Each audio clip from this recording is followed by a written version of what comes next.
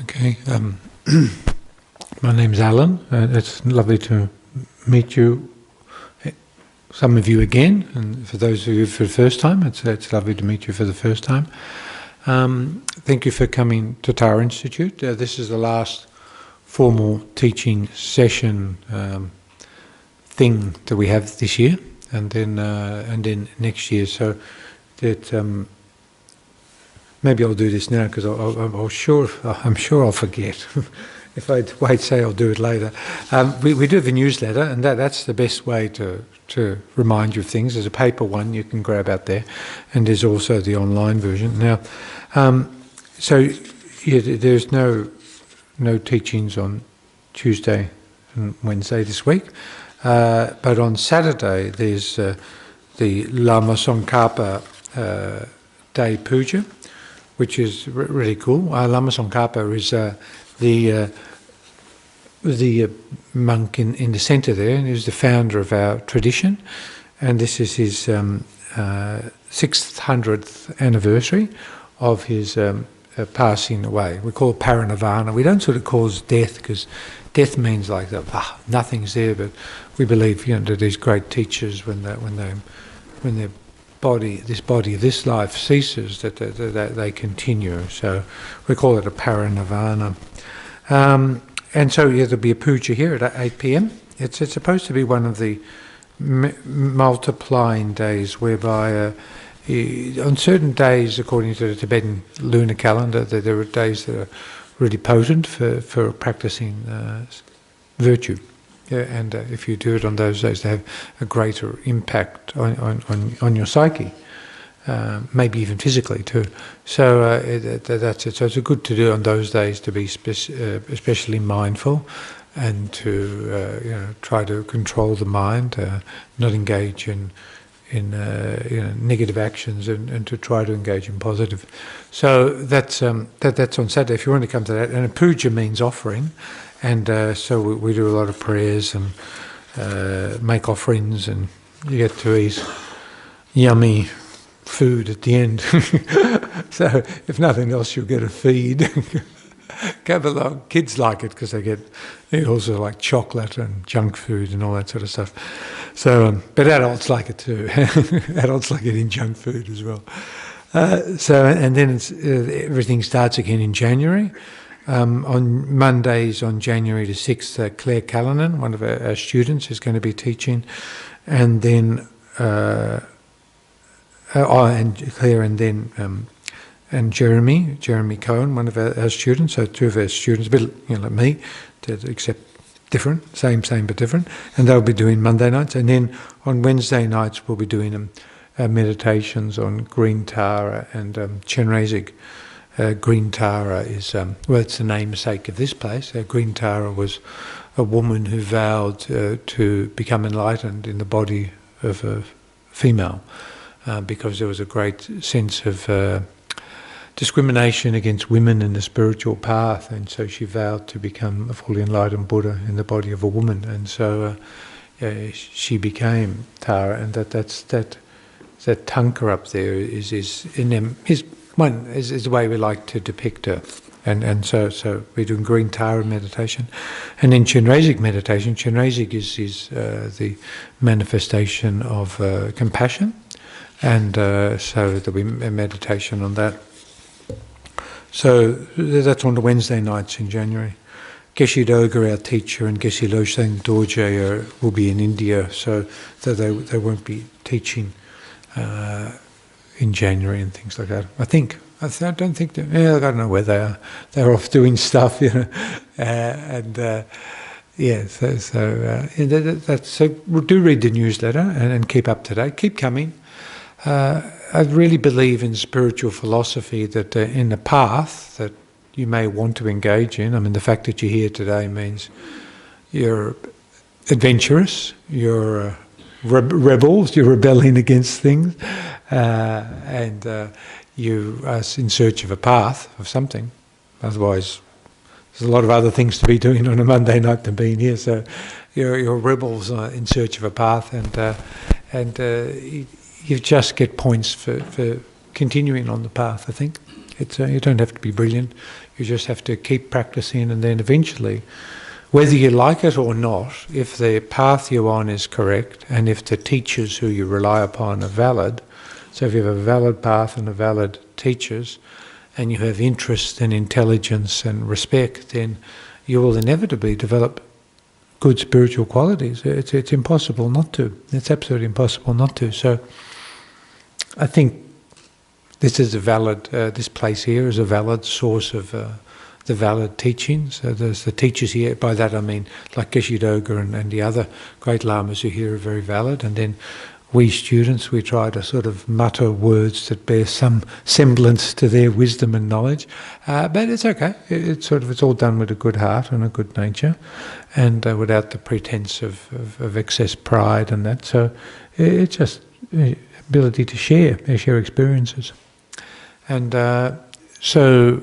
Which is why we do meditation, and meditation is the principal tool to transform the mind. There are other ways. For example, on the weekend, I did a retreat up in Bendigo, and we were doing a fasting retreat to Chenrezig. It's called a Nyungne, where you don't eat, you don't drink, you do a lot of prostrations, a lot of offerings, a lot of meditation and everything. So it combines a whole lot of different techniques of training the mind and training the body too, training to deal with desire and attachment, training how to deal with intense impatience and frustration at difficulties, and in that process develop sort of good qualities. So there are many different paths to take. Sitting quietly on the floor is one of them, but there are many other things you can do which help on the spiritual path. Now, how do we meditate? We use meditating. Meditating means to familiarise. So we have to have something. We have to focus on an object upon which we are already familiar. You can't sort of meditate on something which you don't have any familiarity with. So the simplest object we use is the breath, because it's a really good way for pacifying a very conceptual mind and a mind that's very distracted. And in our society, I think mental distraction and a mentally agitated mind is one of the most serious mental problems we have. So by just pacifying the mind, whatever way you do it, is going to be beneficial. It's going to bring some sense of happiness and peace and tranquility. So we meditate on the breath for that reason, and it's really simple. And everybody does it too. It's just a good way to get a bit of peace, and you can do it quietly. You don't have to. You can just, if you're having, someone's really pissing you off, and you're really just struggling to not strike back verbally or physically or whatever, then you can just sit there and you can meditate and on the breath and pretend you're listening, and in fact you meditate on the breath and you're calming your mind down, and nothing happens. Eventually that other person will settle down, and life goes on. So it's really handy. Whereas if you have to sit, cross-legged on the floor and everything with your eyes closed, that's a bit, that might be a bit confronting. But if you just sort of meditate on the breath, then it's portable, it's easy. Now, the principal aspects of the mind we use in meditation, there are three of them. One is mindfulness, and mindfulness means that the object, we remember the object. It must be a familiar object. We must hold that object, and we must not forget it. So that's the object, the function of mindfulness. So we have a familiar object when so with mindfulness in relation to the breath, we have a familiar object where we can remember that object, and then with mindfulness we hold it and try not to lose the object. Because if you've lost the object of meditation, then you're daydreaming. You're not meditating, you're daydreaming. Or you're fantasizing, or you're mulling on something bad that happened, getting angry, or getting upset, or jealous, or lustful, or desirous, or bored. or whatever. Yeah, but you've lost the object. So mindfulness remembers the object. Mindfulness is not an analytical mind. It doesn't analyze. It just remembers and holds and does not forget. Then there are analytical minds. There's another aspect of the mind we call alertness, and that is an analytical mind, and that's a part of the mind where we set aside to analyze what's going on in the meditation, to analyze what's going on in our mind, to see whether we actually have lost the object of meditation. And so it identifies that we've lost the object of meditation. We then need to bring it back, maybe apply an antidote or bring it back, and that requires effort. And so the last mind is the mind of conscientiousness, which is a type of effort. We have to continually apply effort all the time, until eventually we get to a stage of meditative equipoise, which is called calm abiding, where we can actually stay on an object for as long as we want. That could be minutes, hours, days, or even years. The breathing can stop, the body is sustained by its own energy of meditation, and at that stage you can have that very blissful, where the body and mind become very supple, and that suppleness then generates bliss in the body and bliss in the mind. So that's the peak of the meditative experience that some people say they can achieve. And with that becomes other sort of powers, such as clairvoyance, etc. So that's the sort of path we're on. But as for you or I, especially I don't know about you guys, but for me, I'm really just trying to survive, to get through a day.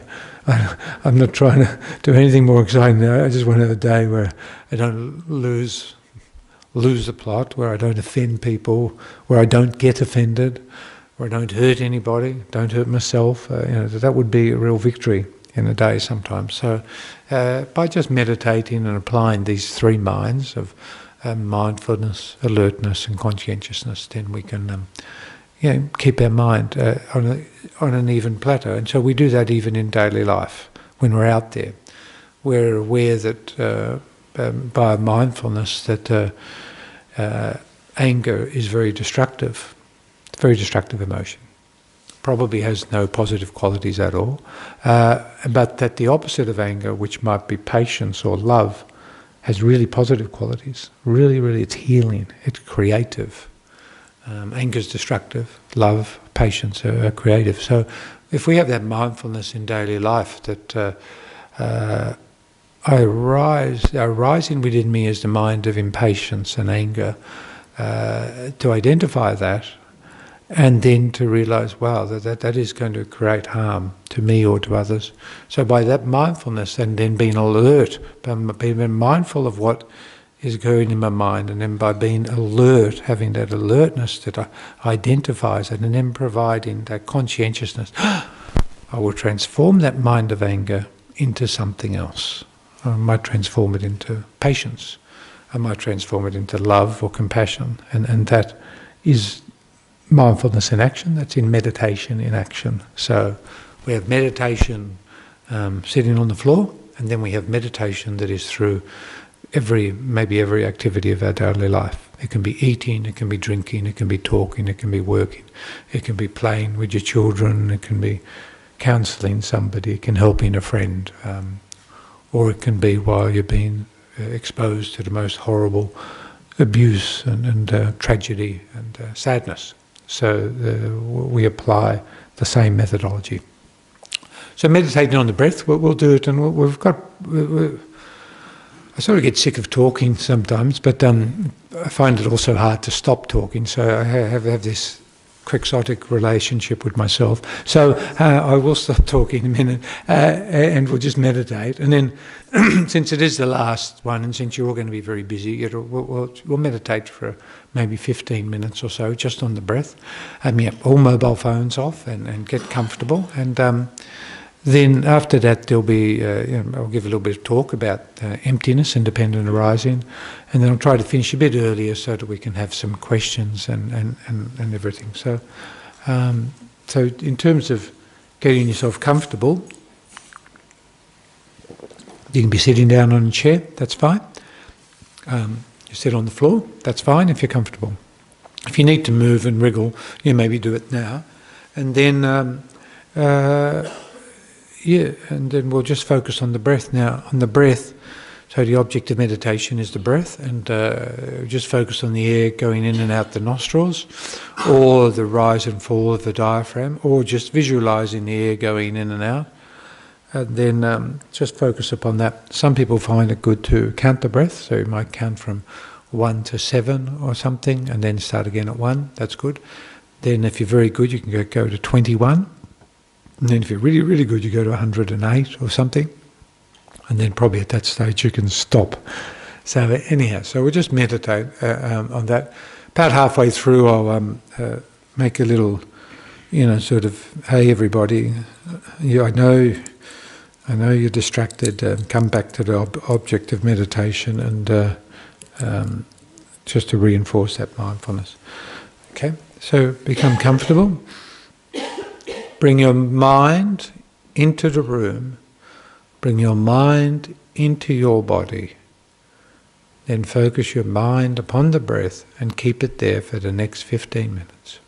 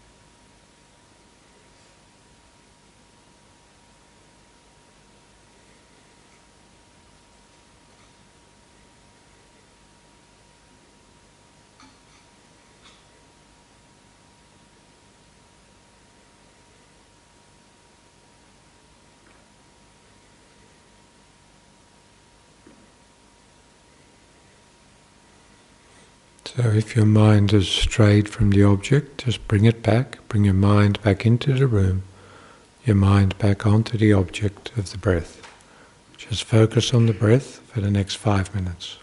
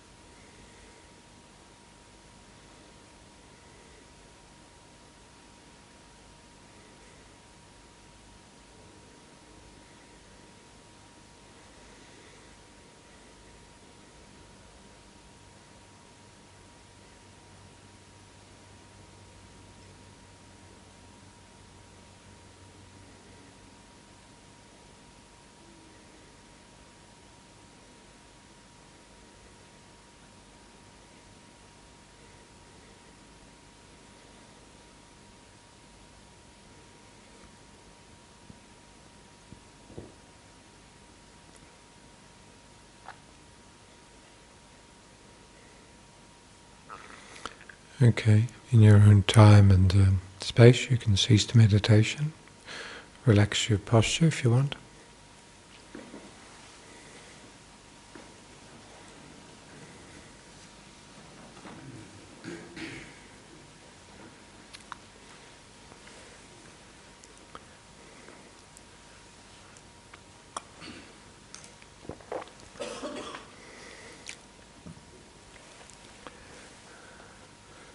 So it's the sort of subject matter that put forward for this sort of series of classes was on emptiness, or selflessness, trying to get an idea of what it is, because it's a central It's a central concept in Buddhist philosophy. And it's very easily misinterpreted to mean sort of like nothing, so that nothing exists, or there is nothing, there's no point with anything, there's no me, there's no you, there's no morality, there's no meaning, there's nothing. And which is a very nihilistic sort of view, and very easy to fall into that. But I was struggling a bit, because we were doing this other retreat on the weekend. I was a bit struggling. Didn't have time to think much about it. So I was thinking on the way home, so I was driving from Bendigo, what am I going to talk about tonight? I've got to talk about emptiness. So I decided to pull over on the road to this nature reserve on the Calder freeway, and thought, a nice walk in the forest will do me some good. Always helps. And it did. It was interesting. I pulled over into the car park, and there was another car in the car park. Nobody was in it. And I noticed a fluttering beside it, and there was this blue wren. The little blue wrens, you all know what little blue wrens are? They're very pretty little bit. The males are very pretty. The females, a bit dowdy. The opposite of humans, I suppose. But yeah, there'll be one like beautiful blue wren, and a few, maybe three, little brown, nondescript ones who are his wives or his harem are in the bushes, and he's doing all the flouncing and prouncing and everything, and his women folk are very industrious in the plants, sort of probably feeding the young or whatever. But there was this fluttering beside the car, and then when I looked, I thought, what is this blue wren doing? And the mirror of the car, the side mirror of the car was there, and he'd landed on it, and in the mirror he had seen another blue wren, another male blue wren. And of course that's a threat, because, oh my God, that male blue wren is now in my territory, he's after my harem, I have to get rid of him, I have to be aggressive, I have to flounce and do my chest beating and whatever blue wrens do to assert their authority, this tiny little thing about that big. And then, so anyhow, he believed the appearance was real. I think that's what as I looked at him, I thought, wow, you really believe that is another blue wren, and then you are imputing on that it's a threat, and then you're imputing on that, and then you're allowing in your own mind to develop, let's assume he develops the mind of like anger or jealousy or resentment or maybe other sort of emotions. I don't know how much that brain that's that big can sort of process emotionally, but he was definitely acting just like we would. And as I watched him, I thought, oh wow, you're trapped. Yeah, you're trapped, in front of this mirror. And who knows what would have happened if he was just left there. Maybe he would have just one day collapsed into exhaustion or to a coma as he beat off this other assailant, because he was totally believed that things existed in the way they appeared. Totally. And with that basic assumption that things exist in the way they appear, he went and attacked an apparition. He went and exhausted himself against that apparition. He developed all sorts of minds, and he did all sorts of things, probably felt fear, and then who knows, he might have collapsed, exhausted, and died one day. So anyhow, I felt sorry for the poor bugger, so I shooed him away and said, get away from that mirror, and he flew off into the undergrowth with his harem and hopefully lived happily ever after. But as I was thinking about it, as I was walking through the forest, I thought, well, actually, that's just like us. That blue wren's just like us. And when we understand it, when we start thinking about emptiness, we actually realise that, wow, we're doing all that. Every time, everything that appears to us, we believe it exists in the way that it appears. We believe that it exists in the way that it appears. And then we grasp onto that appearance. So there are two processes. There's the appearance of things existing from their own side without depending upon anything else. And then we grasp at that. Now that process is what we call ignorance. That is ignorance. It is an ignorance which has the wrong appearance, and then we grasp at that wrong appearance. So, and then So this I was loosely basing this on a text from Lama Tsongkhapa, so it's auspicious. We're talking about Lama Tsongkhapa's text. And in the Praise to Dependent Arising, which I've had commentaries of in the past, there's a verse that says, "Whatever problems there are in the world have ignorance as their root. You taught dependent arising, the seeing of which refutes ignorance." I'll recite that again. "Whatever problems there are in the world have ignorance as their root. You taught dependent arising, the seeing of which refutes ignorance." So what Lama Tsongkhapa is saying here, and he's praising the Buddha for teaching dependent arising, is that all my problems, so I'm having a hard day, I have an argument with somebody doesn't love me, I'm separated from somebody who I love, and I'm in contact with things that I don't like. I try to experience happiness and get pain.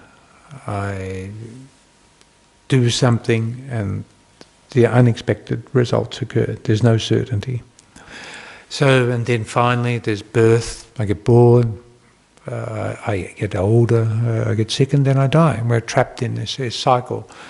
So all these problems, there's infinite problems, because each of us carries around our own universe of problems and perceptions and conceptions and beliefs. So each of us has our own universe of an infinite number of issues and problems. But we can't understand infinities, especially multiple infinities. We can't. So you can't get close. I mean, what's a tenth of an infinity? It's still infinity, isn't it? So it's still a lot. So, but what is the root of all this? It's ignorance. So that's what Lama Tsongkhapa is saying, that ignorance. Now, what is this ignorance? It's by assenting to or agreeing or investing in that what appears is what actually exists, what appears that exists. Now, when we look at the qualities of what that appearance are, I mean, that little blue wren, he was saying that to himself in his little blue wren language, there is something there, and it has one quality of like unchanging. It's sort of there and it's permanent, that threat is there. And when we perceive somebody, that has that quality of an unchanging quality. Things don't appear to change, they appear solid. And then it appears to be independent of anything else.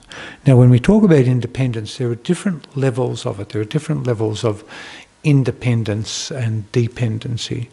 But when something appears to not be dependent upon anything else, then that is, the sum total of the ignorance. That's like the definition of ignorance. Or another word we would use for it is inherent existence.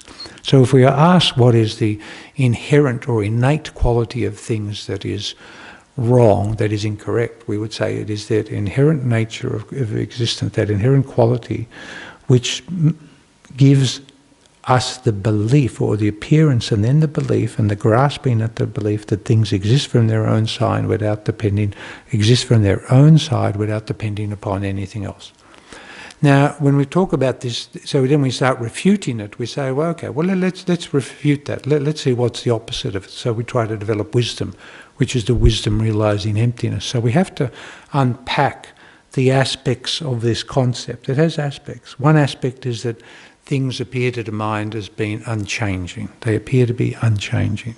So we can unpack that and say, well, are things unchanging? For example, this I, or you, or he or she, wherever, are they unchanging? No, they change. Compounded phenomena, functioning phenomena, impermanent phenomena change.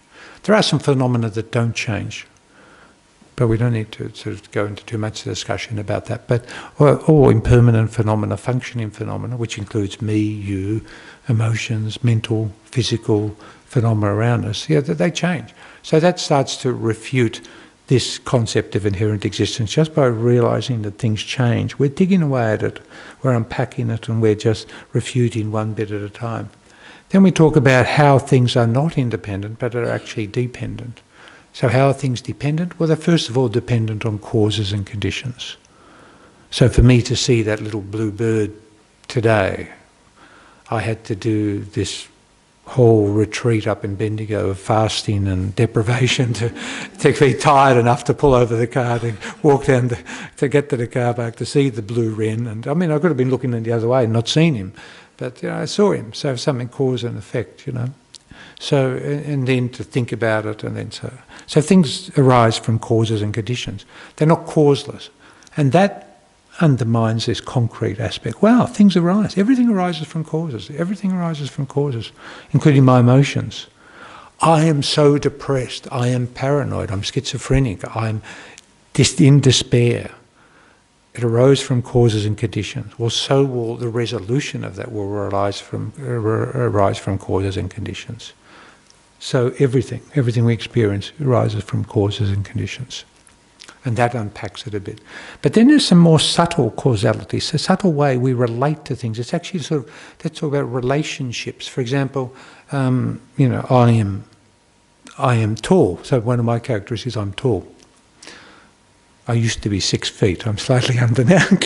So I'm tall. But how am I tall? It's ridiculous. I am tall because in juxtaposition to short. There is no tallness. It's just a juxtaposition. It's a comparison. There is no tallness. There's shortness. There's no shortness. How is shortness known? Because of tall. I won't say skinny, but I'm not fat. How am I not fat? Because of fatness. If there wasn't fatness, then am I skinny? No, I'm not skinny. So how is me known to somebody who's skinny? Because there's skinnier. I am male. How am I known as male? Because there's the opposite of male.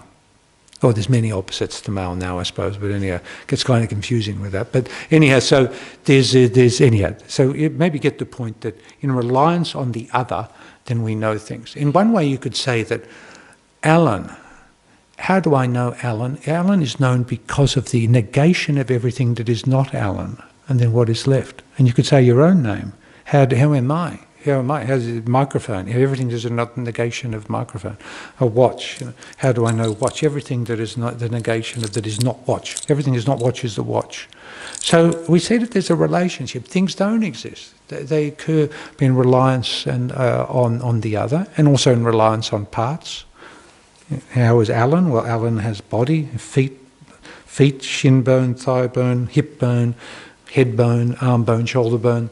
And in the mind, all the different parts, there's feeling, discrimination, compositional factors, consciousness, all the other non-associated compositional factors, and that is Alan, all those parts. So all those different parts, that's Alan.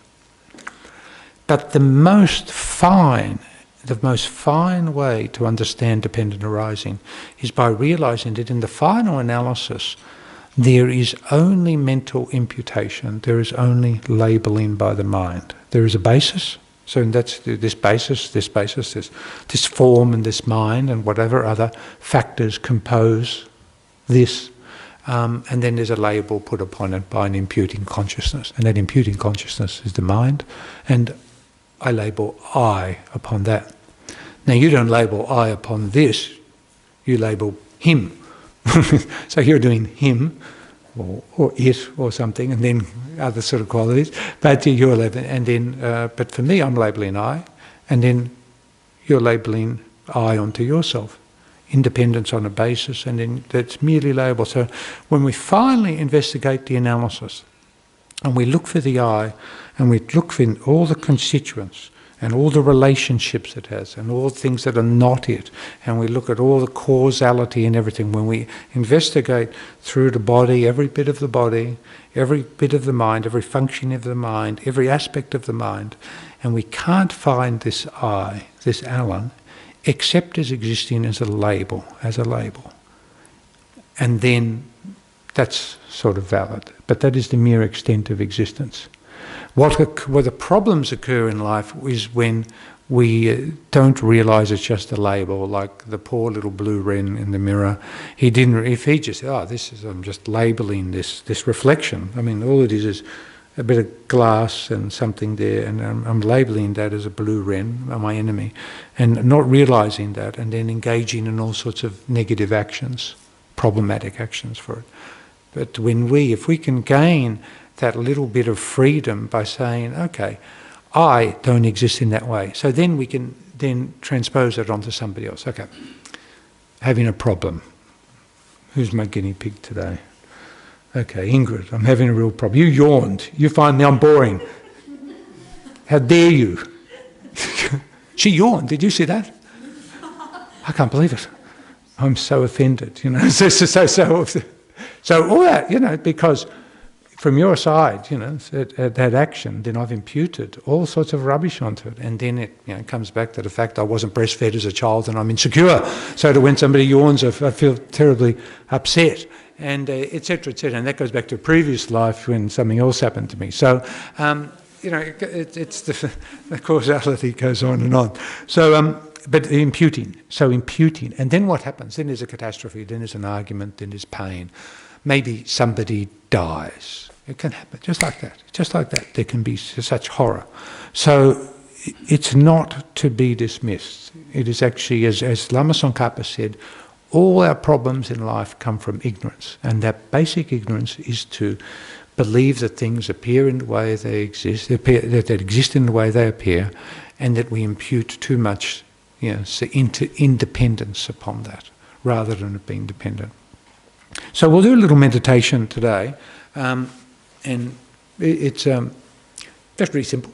You try to find the I in yourself, and then think of situations where you've had problems with people. Yeah, you've been at work and somebody's given you the cold shoulder, they've neglected you, they've made fun of you or something, or you've got a particular relationship that's causing you a lot of pain and you don't know how to resolve it. Then we just meditate and look beyond the labelling. Instead of being like the blue wren, we find, what is there? What is there? What can I cling on to? Where is that person where is the harmer? Where is my enemy? Where is there? Search for them. And then search in their feet, in your holy socks.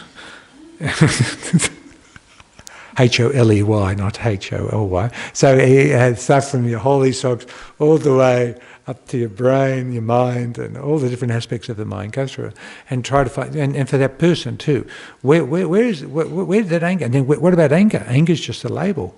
What is anger? There's no anger existing from its own side. It's just a label. Where is my enemy? Just a label that I impute. Where is me who's getting angry? It's just a label. So we can work on that. We can work on that. We can work on that. That's a simple way of applying it. So we'll do that simple meditation, and then I'll try to lead it. And so it'll be like, first of all, look at, we'll analyse yourself and see what exists, if there's anything that exists as you go through the body, apart from the mere label.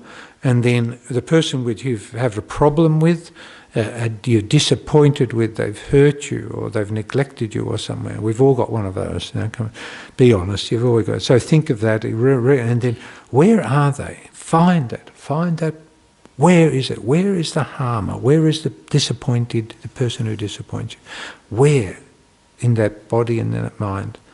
And then the emotion you feel. Where is it? Where it is just, and all these three, the object, there's the subject and the agent or the action. All three circles, they're called three, are completely empty, only existing as mere imputations. That's all. So we'll do that simple meditation. It won't take long. Okay, so just relax your body and mind. So we'll start by the I. This is the person. You say, yourself. You can even say your own name. And as you investigate in your body and all aspects of your mind, every aspect of your body, from your toenails to the crown of your head, and then your mind, all the aspects of the mind, try to find. Say your name, Alan, or Judith, or Mary, or Hansel and Gretel, or whatever. And then you just say your name and try to find yourself. And then you're left with that is only the label. We'll do that first. Start with yourself, the I.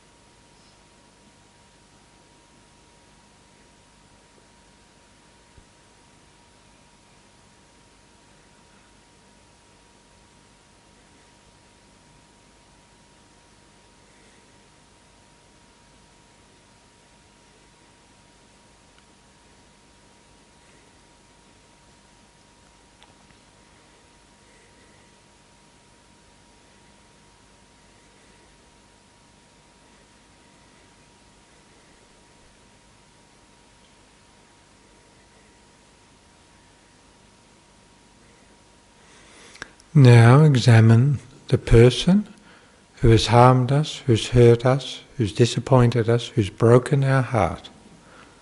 Examine them. Where are they? Try to find them in their body and their mind and other constituents. Where is that person who we label as enemy or harmer? Try to find them.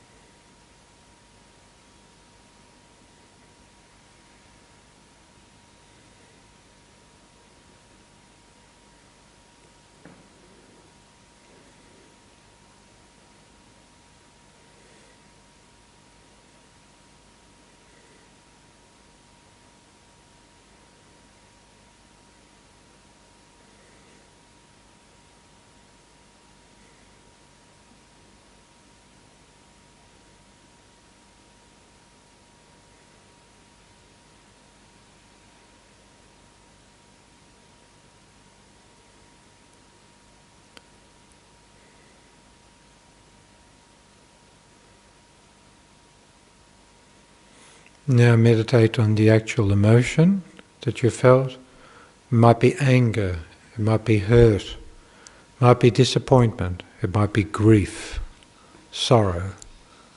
Examine that emotion, find it. How does it exist? Dissect it. Where is that emotion? It evaporates. So go search for that source of pain and have it evaporate before your eyes.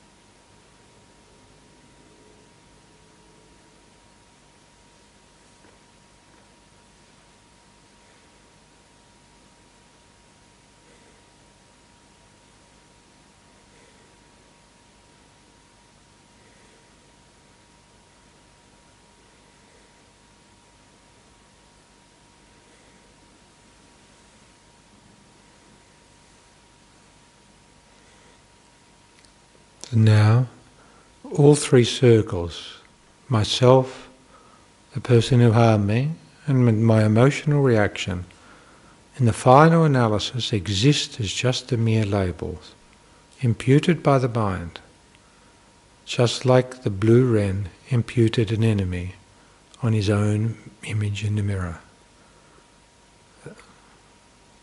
It's just mental imputation. That's the most subtle form of dependent arising.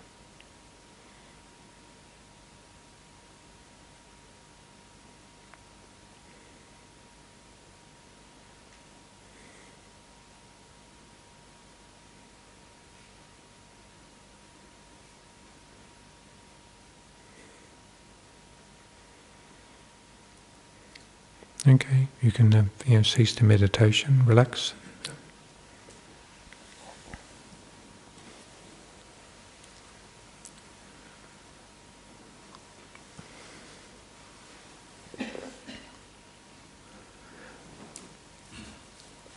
Okay, so it's questions, if anyone's got any. Hi, yeah, maybe speak loudly so that everybody can hear. That'd be cool. Yep. Thank you for that. Cool. My pleasure. I guess some people in the room would be like me and not really understand the definition of dependent arising is from an English perspective. Yep. Term. Yep. Okay, look at a basic. So what is the definition of dependent arising?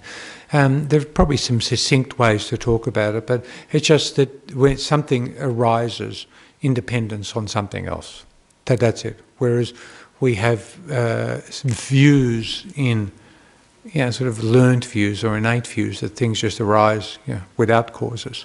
And so dependent arising means that just things arise in dependence on causes. There's always a cause for something. There's always a cause for something. As hard as we may find that to understand and comprehend, especially when hardship occurs.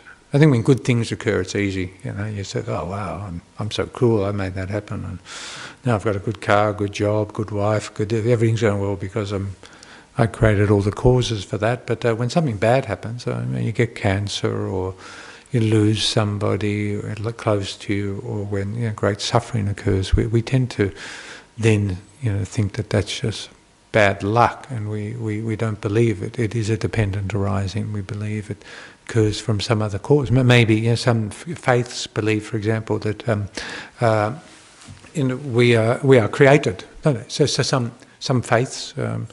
Christian and non-Christians, Hindus, some Hindu schools believe that we're created. So that Creator God is not a dependent arising. It does not depend on cause. It's permanent, unchanging, eternal. And so you would say that such a creative force is not a dependent arising. Whereas Buddhists, we believe everything's a dependent arising. Yeah, genetics is totally dependent arising. Oh, what do you think? I mean, genetics is genetics a dependent arising? Are you a geneticist by any chance? Oh, sure. Okay. There's probably one in the room. That's what's scary. They don't wear labels, but they're very smart people. Sorry. Causes of illness and disease can Yep. be very much genetically predisposed. Good. Of course, good. Yep. And then we have environmental and then it becomes epigenetics. So Yep. I'm just wondering about the view of what the cause or genetics is. That sort of presumed to be a previous life? Well, it's very so. What is the cause of genetics a previous life? Well, I suppose we can talk about dependent arising in many ways. You've probably heard of the wheel of life or the 12 links of dependent arising. I'm not sure that is really, really important. If you ever get a chance to study Buddhist philosophy, understand the 12 links of dependent arising, because that is the process how which we engage in life after life.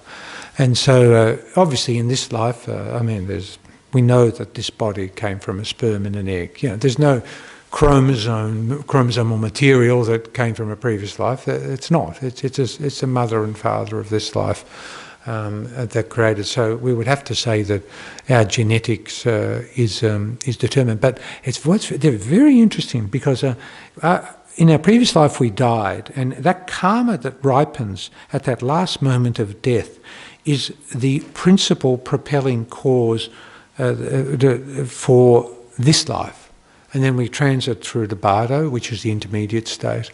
And in that intermediate state in the bardo, we're propelled by that karma, that last ripened karma at the moment of death of the previous life, that propels us. And we even take on some characteristics of our next life in that bardo state, but then we're drawn by the force of attachment and anger, so negative mind, usually negative minds, to a copulating couple.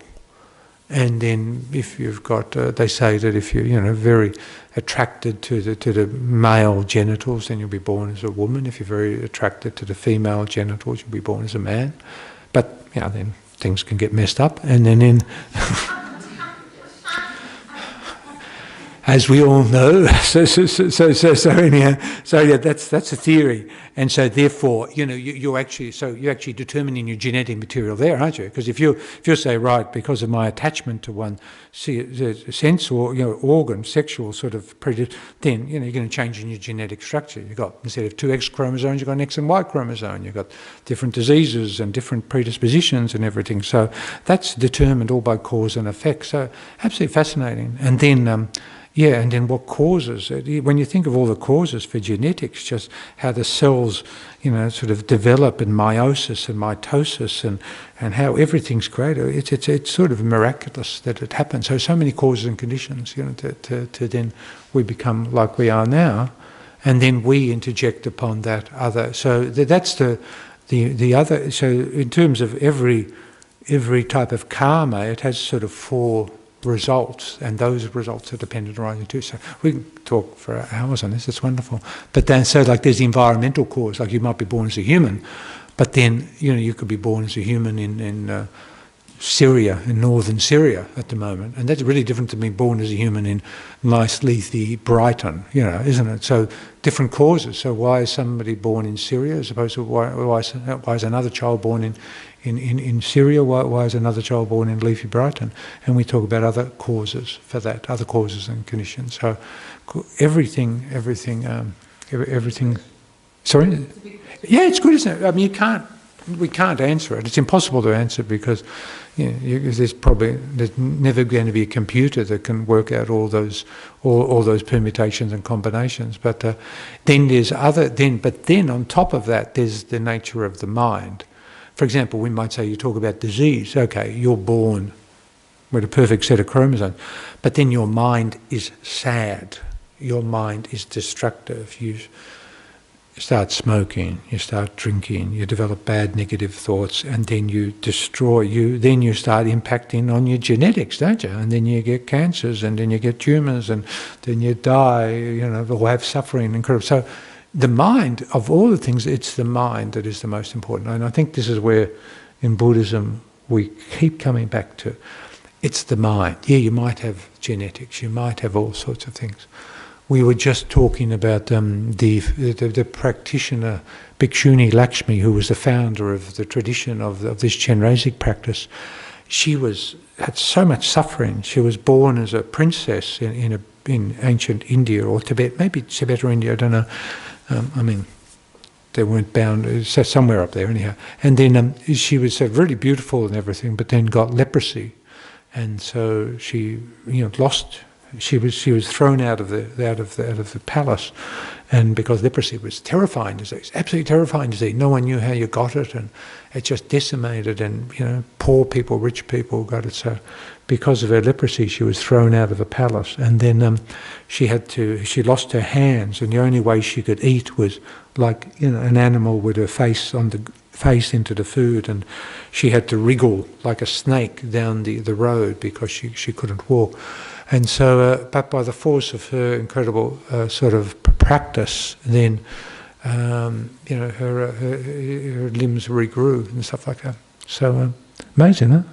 I mean, it's a true story. I mean, sorry, it actually did happen. And there's some really, really other good stories that she did too. She became really wild, and she's fantastic. Yeah, so that was the founder of that period. So the mind is supreme. Genetics, environment, how you're born, where you're born, the suffering and difficulties you go through, then it's mind is still supreme. Sorry, I got off the track then. Any other questions? Wow. Hello, yes. I don't understand why patience is an anger. Yeah. In which you Oh, good, very good. Okay. Because thinking of myself, I really would like to be more patient. Yeah. I know I'm impatient in many situations, but I'm not really an angry person. I don't find. So I don't understand Okay. why Buddhism puts those two. Okay. Well, why does Buddhism put let's call it the antidote to anger being patience? Very good question. It's actually not the antidote. It's actually not the antidote at all. So what is anger? Anger is a mind that is disturbed by harm. That's all anger is. Anger is a mind that is disturbed by harm. Then it can also have the aspect of then wanting to harm in return. So that is the mind that's disturbed by harm, and then generating the wish to harm. Now, if we unpack that a little bit, then what is patience? Patience is the mind that is not disturbed by harm. That's all patience is. It's a mind that's not disturbed by harm. And then, but then there's a second aspect of anger, which is then wanting to harm in return. Now, the best antidote for that is love. So that is the best. So the antidote. So love is the wish for a living being to be happy. Compassion is the wish for a living being to not have suffering. So they are the antidotes to anger, really. But as the breaker, it's like a circuit breaker. The patience is a circuit breaker, because if someone's harming you, almost impossible to develop love and compassion for them while they're harming you, and especially when your mind's disturbed. So if we can prevent the mind being disturbed by anger, then there's a chance of then transforming that negative emotion into something positive, like love and compassion, and they are the actual antidotes to anger. However, still there's the residue, because within anger there is the perception of the harmer existing from their own side, not depending upon anything else, so an inherently existent harmer. There is also the perception of myself as being an inherently existent harmed person, and existing from my own side without depending upon any other object. And then there's the emotion of anger that is seen to be inherently existent and existing from its own side without depending upon any other object. So the only way really to get rid of anger completely is to understand emptiness. So understand emptiness in the sense that there is no inherent nature, no nature existing from its own side without depending upon anything else. There is none, that nature does not exist. So anger doesn't have that nature of being inherently existing. I don't have that nature of being inherently existing. The harmer, the person who harms me, does not have that nature. So eventually you sort of got to bite the bullet and understand emptiness. That's the moral of the story. And I think it's a wonderful place to stop, because I'm getting really thirsty and I need a cup of tea. And I'd like to thank you all who've come in this year for supporting the centre. Please become a member or make donations or do whatever you can to help, because we try to do a good job. And if you don't like it, don't come. We're not here to convert you. But for those of you who do like it, you keep coming back, and we'll see you later. Okay, thank you so much for coming. Thank you. I'll stay here and talk if anybody wants to talk.